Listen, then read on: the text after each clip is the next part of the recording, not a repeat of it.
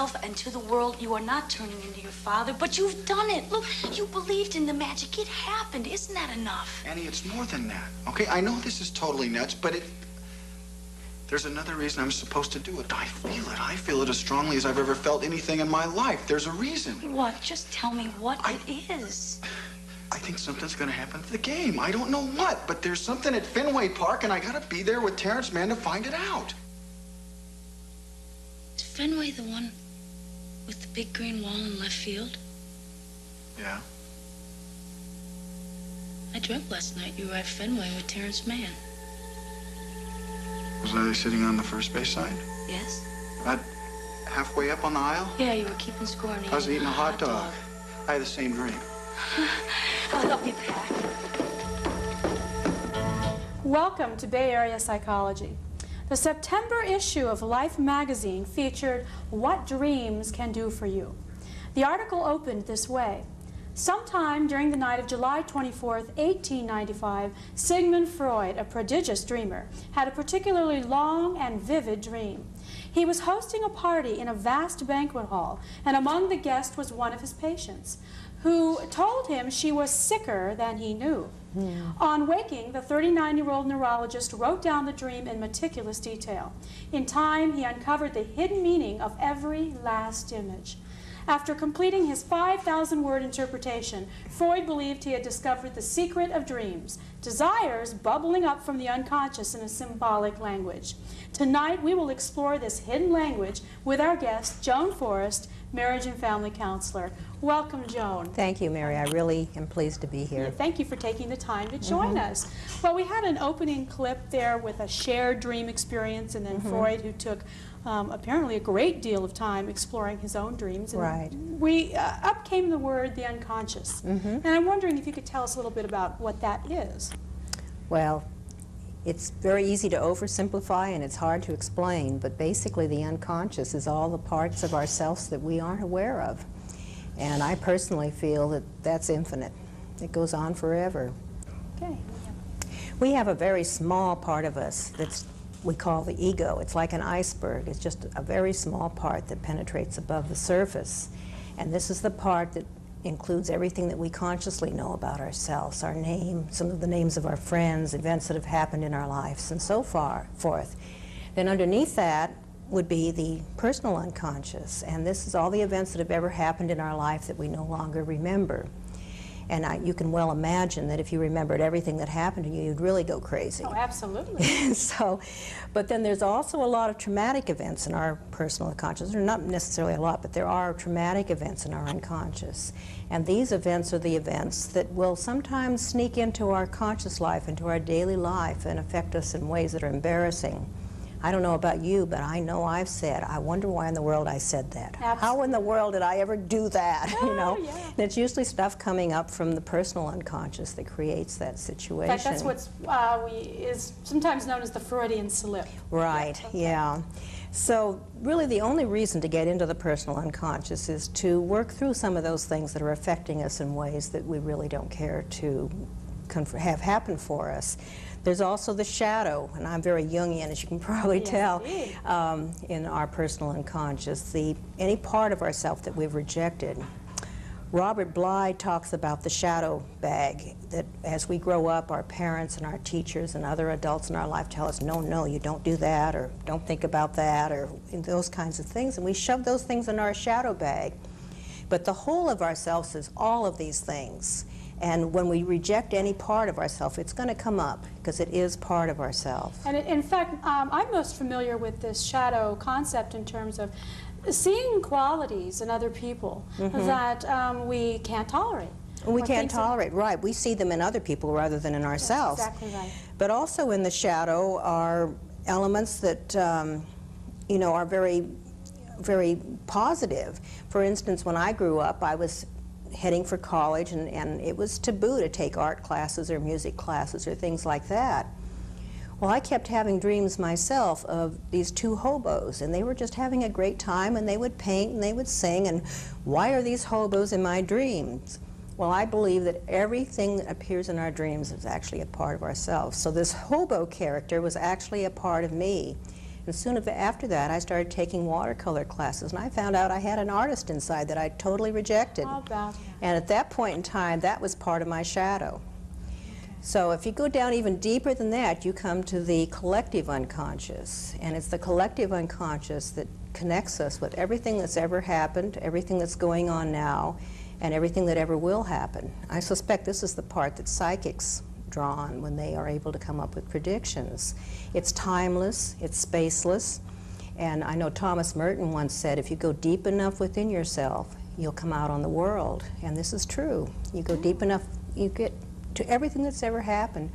Why do people have symbols in their dreams that come from another culture that they don't even know, that somehow will have meaning? I do sand play therapy, which is another way of getting into the unconscious. And one time a woman chose the Egyptian cat, and I'd never had the Egyptian cat placed in the sand tray, so I went to my symbol book and I looked it up. And her big issue was making peace at home, domestic issues, and she was really concerned because things were falling apart at home. I looked up this symbol, the Egyptian cat, and it's a symbol of domestic tranquility. And without even knowing, she took it and put it in the tray. So is that why at some level we can, in our dreams, maybe have characters show up that we've never seen before, or that sense of recognition, maybe, where in our conscious mind or our waking life, we have no idea why we've seen this before or we've had this Deja vu, is that what you're speaking Well, there's of? also that, yes. Yeah, that could be. And some people believe in past lives. I don't know whether past lives actually exist or not, but I do know that when you have these dreams that seem to take you back to a different time and place, they have a tremendous emotional impact on your life. Okay. So, and also we tap into what is going on collectively for us as a planet right now. What are the issues that are up for us now? I remember I had one client, by the way, when I share dreams, I change the dream because I don't want to betray the confidentiality of the, I can respect client, that. Yes. but I share enough of the essence of the dream so I can make my point. But this one woman was Chinese, and she was a very efficient businesswoman, very, very successful, but very unhappy. And she came to me to try to figure out what in the world was going on. Well, one of the first dreams that she brought, she was in this communal hall in old China, and she was sitting around a tea table with a group of women, and all of a sudden the doors of this compound opened and these soldiers on horseback came riding in, and they had these huge knives in their hands, and they came up and they literally slaughtered all the women. But she was able to roll underneath the table, and she was saved. And she was quite ashen when she told me the dream because this dream was so real to her. Well, you could look at that as a past life, perhaps, but I looked at it as this life. I feel that every part of the dream is part of ourselves. And what was going on in this dream? The feminine was being killed. She was the only part of the feminine that survived. This one little piece, her identity, slid under the table. The men were able to get the rest of the women, and it was the masculine that killed the feminine. Well, when we looked at this and explored it, she realized, yes, my masculine is killing off my feminine side. And with that, she began to make some dramatic changes of really consciously introducing more feminine aspects into her life. So you're talking at a lot of levels about the fact that there really is a functionality for dreams. In fact, they are not, you know, we're not talking about, no, scientists will sometimes say, well, it's just a matter of, you know, our neurotransmitters firing. Well, and there's some people that believe that. You know, I don't, but there are some people that believe that. Let's take a look at some of the functions of a dream. I know that we have a graphic prepared, taken from a presentation that you did. Okay. The dream communicates between the conscious and the unconscious parts of the psyche. The dream offers an overview of the dreamer's life situation. It puts the dreamer in touch with the overview. The dream is able to look ahead toward possibilities, variables, and dangers, but is not prophetic. I think that's an important point because I know sometimes we can, I know that I have maybe had a dream and maybe attached some sort of prophetic, or this is maybe giving me an indication of something that might happen when it may not be that at all. Right. Well, again, remember they're symbolic. They're metaphorical. They're giving you the tone of what's going on. I like to share dreams because that really tells it better than, you know, just talking about it in theory. There was another client, a man, who had a dream that he was constantly in a car and his father was driving. Well, it doesn't take much time to figure out if father's part of himself or if it's his real father. You can look on it at different levels. But anyway, the energy of his father was controlling his life, was driving him around, whether it was urging him on to more accomplishments in his business or whatever. And then one night he dreamed that he was in his father's house. He's still in the atmosphere of his father, and he's making smoothies. And his father comes in and wants a smoothie. Should he give his father one of the smoothies that he'd made for himself? Well, he hates carob, so what does he do? He dumps carob into one of the smoothies and mixes it up, and then it's not appetizing to him anymore. It's not his thing.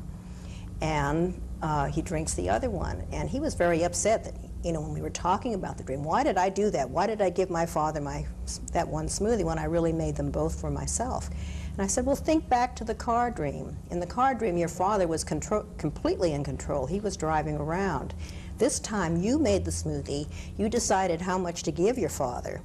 And you made it palatable to him, but the other one was okay for you. So this is really a step forward for you. You're still in your father's house, but at least you're making the decisions and the choices. Okay. So this is one of the functions of dreams. It shows us what's going on in our life.